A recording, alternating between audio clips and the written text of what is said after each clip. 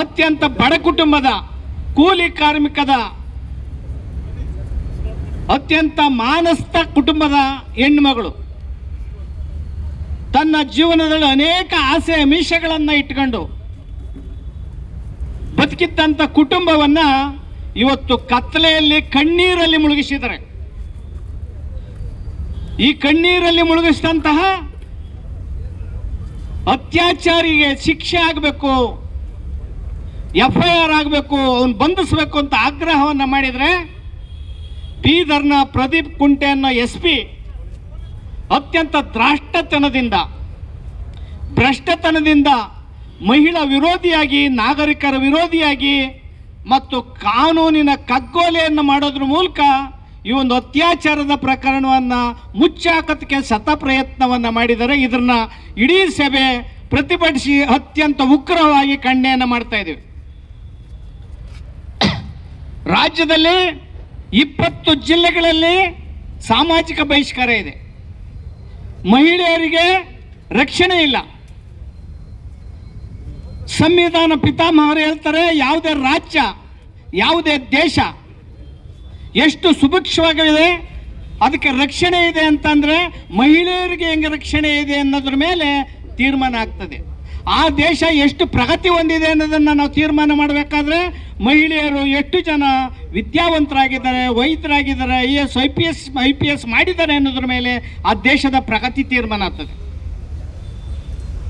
ಇಲ್ಲಿ ಮಹಿಳೆಯರಿಗೆ ರಕ್ಷಣೆ ಇಲ್ಲ, ಮಕ್ಕಳಿಗೆ ರಕ್ಷಣೆ ಇಲ್ಲ. ರಾತ್ರಿ ಪಾಳಿ ಡ್ಯೂಟಿಯನ್ನು ಮಾಡೋ ಅಂತ ಹೆಣ್ಣು ಮಕ್ಕಳು ಅತ್ಯಂತ ಗೌರವಯುತವಾಗಿ ವಾಪಸ್ ಬರೋಕ್ಕಾಗ್ತಾ ಇಲ್ಲ ಮನೆಗೆ. ಬಸ್ಗಳಲ್ಲಿ ಮತ್ತೆ ಓಲೋಗಳಲ್ಲಿ ಅವರ ಮಾನಭಂಗಗಳ ಹರಣ ಆಗ್ತಾ ಇದೆ. ಸೋಬರವರಾಗಿರುವಂಥ ಅತ್ಯಾಚಾರ ಇದೆಯಲ್ಲ, ಈ ಅತ್ಯಾಚಾರ ಇಡೀ ನಾಗರಿಕ ಸಮಾಜದ ಮೇಲೆ ನಡೆದಂಥ ಅತ್ಯಾಚಾರ ಅನ್ನೋದನ್ನು ನಾವು ಮನಗಾಣಬೇಕಾಗಿದೆ.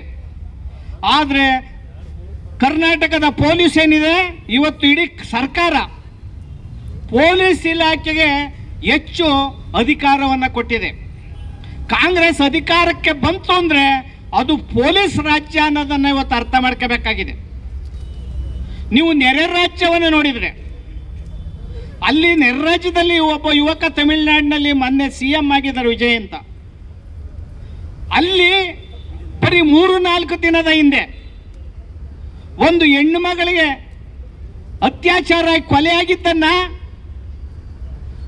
ಮಾಧ್ಯಮದ ಮುಂದೆ ಹೇಳಿಕೆ ಕೊಡುವಂಥ ಸಂದರ್ಭದಲ್ಲಿ ನಸುನಕ್ಕಂತ 3 ಜನ IPS ಅಧಿಕಾರಿಗಳನ್ನು, ತಮಿಳುನಾಡಿನಲ್ಲಿ 3 ಜನ IPS ಅಧಿಕಾರಿಗಳನ್ನು ತುಂಬ ಲಘುವಾಗಿ ಈ ಮಹಿಳೆ ಬಾಲಕಿಯ ಅತ್ಯಾಚಾರದ ಪ್ರಕರಣವನ್ನು, ಕೊಲೆ ಪ್ರಕರಣವನ್ನು ತುಂಬ ಲಘುವಾಗಿ ತಗೊಂಡು ನಕ್ರು ಅನ್ನೋ ಕಾರಣಕ್ಕೋಸ್ಕರ ಅಲ್ಲಿರ್ತಕ್ಕಂಥ ಮುಖ್ಯಮಂತ್ರಿ ವಿಜಯರವರು 3 ಜನ IPS ಅನ್ನು ಸಸ್ಪೆಂಡ್ ಮಾಡಿದ್ದಾರೆ. ಏನಲ್ಲಿ 3 ಜನ IPSಗಳನ್ನು ಸಸ್ಪೆಂಡ್ ಮಾಡಿದಾರಲ್ಲ, ಆ ಒಂದು ಪ್ರಕರಣದಲ್ಲಿ ಎಲ್ಲ ರಾಜ್ಯದ ಮುಖ್ಯಮಂತ್ರಿಗಳ ಬುದ್ಧಿ ಕಲಿಬೇಕಾಗಿದೆ. ಮುಖ್ಯವಾಗಿ ಮುಖ್ಯಮಂತ್ರಿ ಸಿದ್ದರಾಮಯ್ಯನವರು ಬುದ್ಧಿ ಕಲಿಬೇಕಾಗಿದೆ. ವಯಸ್ಸಾದ್ರೆ ಬುದ್ಧಿ ಕಲ್ತರು ಅಂತಲ್ಲ, ನೀವು ಹೆಚ್ಚು ದೀರ್ಘಕಾಲ ಮುಖ್ಯಮಂತ್ರಿ ಆಗಿದ್ದೀರಿ ಅನ್ನೋದು ಮುಖ್ಯ ಅಲ್ಲ, ಹೆಚ್ಚು 19 ಬಜೆಟ್ಗಳನ್ನು ಮಂಡಿಸಿದ್ರಿ ಅನ್ನೋದು ಮುಖ್ಯ ಅಲ್ಲ.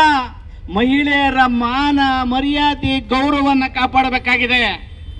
ಮಹಿಳೆಯರಿಗೇನೋ ಒಂಚೂರು ಫ್ರೀ ಬಸ್ ಕೊಡ್ತೀನಿ, ನೀವು ಆಹಾರ ಧಾನ್ಯಗಳನ್ನು ವಿತರಣೆ ಮಾಡ್ತೀನಿ ಅನ್ನೋಕ್ಕೋಸ್ಕರ ಬೆಂತಟ್ಕೊಂಡ್ರೆ ಮುಖ್ಯ ಅಲ್ಲ.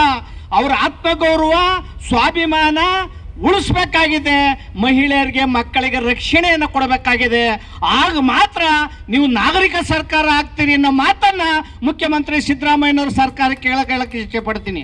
ನಿಮಗೆ ಗೌರವ ಮಾನ ಮರ್ಯಾದೆ ಏನಾದರೂ ಸರ್ಕಾರಕ್ಕಿದ್ರೆ ಆ ಬೀದರ್ SP ಪ್ರದೀಪ್ ಕುಂಟೆಯನ್ನ ಕೂಡಲೇ ಬಂಧಿಸಿ ಅವನ್ ಜೈಲಿಗೆ ಕಳಿಸ್ಬೇಕು ಅನ್ನೋ ಮಾತನ್ನೇ ಕಂಠಘೋಷವಾಗಿ ಹೇಳಕ್ಕೆ ಇಚ್ಛೆ ಪಡ್ತಾ ಇದ್ದೇನೆ.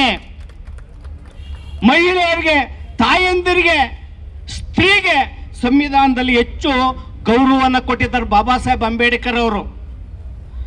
ದೇಶದಲ್ಲಿ ಏನಾದರೂ ಹೆಚ್ಚು ಗೌರವ, ಘನತೆ ರಕ್ಷಣೆಯನ್ನ ಕೊಟ್ಟಿದೆ ಅಂತ ಅಂದ್ರೆ ಇಡೀ ಜಗತ್ತಲ್ಲಿ ಭಾರತದ ಸಂವಿಧಾನ, ಬಾಬಾ ಸಾಹೇಬ್ ಅಂಬೇಡ್ಕರ್ ಕೊಟ್ಟಂತ ಸಂವಿಧಾನ ಅನ್ನೋದನ್ನ ನಿಮ್ಮ ಸರ್ಕಾರ ತಿಳ್ಕೊಬೇಕಾಗಿದೆ ಅನ್ನೋ ಮಾತನ್ನ ಈ ಸಂದರ್ಭದಲ್ಲಿ ಹೇಳಕ್ಕೆ ಇಚ್ಛೆ ಪಡ್ತೀನಿ. ಒಂದು ಶೋಭಾ ಹೆಣ್ಣು ಮಗಳು ಒಂದು ಬೀಭತ್ಸವಾಗಿ ಘನಘೋರ ಅತ್ಯಾಚಾರ ನಡೆದ್ರೆ ಅತ್ಯಾಚಾರವನ್ನ ಪೊಲೀಸ್ ಇಲಾಖೆ ಸರ್ಕಾರ ಗಂಭೀರವಾಗಿ ತಗೊಳ್ಳಲ್ಲ ಅಂತ ಅಂದ್ರೆ ಅದು ನೀವು ಮಹಿಳಾ ವಿರೋಧಿ ಸರ್ಕಾರ ಆಗ್ತದೆ, ದಲಿತ ವಿರೋಧಿ ಸರ್ಕಾರ ಆಗ್ತದೆ, ದುರ್ಬಲರ ವಿರೋಧಿ ಸರ್ಕಾರ ಆಗ್ತದೆ, ಅಸಹಾಯಕರ ವಿರೋಧಿ ಸರ್ಕಾರ ಆಗ್ತದೆ.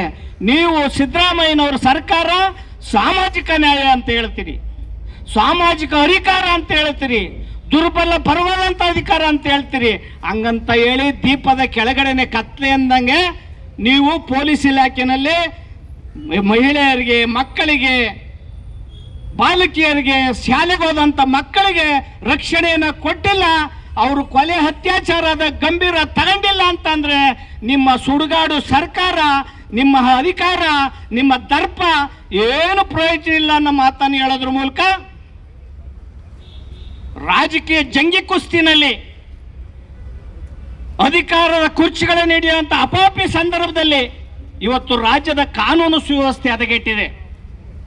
ರಾಜ್ಯದಲ್ಲಿ ಕಾನೂನು ಸುವ್ಯವಸ್ಥೆ ಇಲ್ಲ, ರಾಜ್ಯದಲ್ಲಿ ಅಧಿಕಾರ ಆಳುವಂತಹ ಪ್ರಾಮಾಣಿಕತೆ ಇಲ್ದಂಗಾಗಿದೆ. ಆ ಕಾರಣದಿಂದ ಕೂಡಲೇ ನಿಮ್ಮ ಸರ್ಕಾರವನ್ನು ವಿಸರ್ಜನೆ ಮಾಡಬೇಕಾಗಿದೆ. ಕೂಡಲೇ ಮುಖ್ಯಮಂತ್ರಿಗಳು ತಮ್ಮ ಸ್ಥಾನಕ್ಕೆ ರಾಜೀನಾಮೆಯನ್ನು ನೀಡಿ ಹೋಗಬೇಕಾಗಿದೆ ಅನ್ನೋ ಮಾತನ್ನ ಈ ಸಂದರ್ಭದಲ್ಲಿ ಅತ್ಯಂತ ಗಂಭೀರವಾಗಿ ನಾನು ಎಚ್ಚರಿಕೆಯನ್ನು ಸರ್ಕಾರಕ್ಕೆ ಕೊಡ್ತಾ ಇದ್ದೀನಿ. ನಿಮ್ಗೇನಾದ್ರೂ ಕೂಡ ಮಹಿಳೆಯರ ಬಗ್ಗೆ ಗೌರವ ಇದ್ರೆ, ಸಾಮಾಜಿಕ ನ್ಯಾಯದ ಬಗ್ಗೆ ಕಳಕಳಿ ಇದ್ರೆ, ಅಹಿಂದ ವರ್ಗಗಳ ಬಗ್ಗೆ ಕಳಕಳಿ ಇದ್ರೆ, ಒಟ್ಟಾರೆ ನಾಗರಿಕರ ಬಗ್ಗೆ ಕಳಕಳಿ ಇದ್ರೆ ನಿಮ್ಗೆ ಕೂಡಲೇ ಆ ಶೋಭಾ ಕೊಲೆ ಮಾಡಿದಂಥ, ಅತ್ಯಾಚಾರ ಮಾಡಿದಂತಹ ವ್ಯಕ್ತಿಗೆ ಗಲ್ಲು ಶಿಕ್ಷೆಯನ್ನ ಮಾಡಬೇಕು.